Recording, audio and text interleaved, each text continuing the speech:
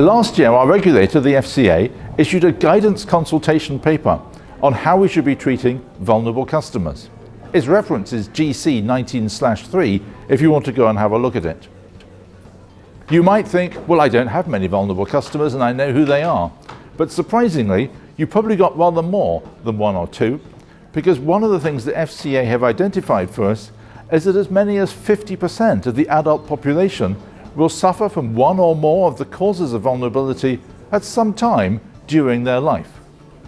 The four main causes are: 1, health, an impairment to be able to do the normal things that you and I take for day-to-day activities as granted. 2, life events, things like a bereavement, where hopefully the effects will pass over time. 3, a lack of resilience, and that might be emotional resilience to cope with stress, or it might be financial resilience to be able to cope with unexpected bills. And 4, a low capability, just not quite as good as the rest of us on things like reading and arithmetic. You need to be able to train your staff to identify customers that have any of these vulnerabilities, and to be able to map correctly the vulnerabilities against the behavioural difficulties that the customers who have a vulnerability may experience. Your staff then need to be able to roll out additional services and additional help to meet those vulnerabilities.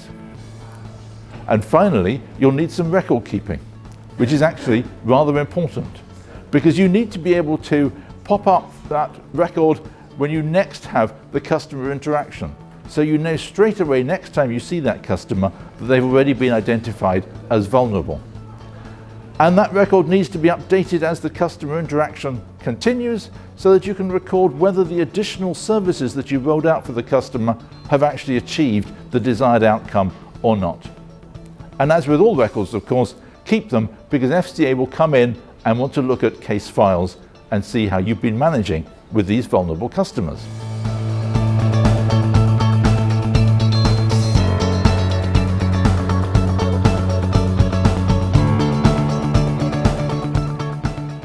The reason we're doing this is that we want to avoid the potential downsides that vulnerability can bring.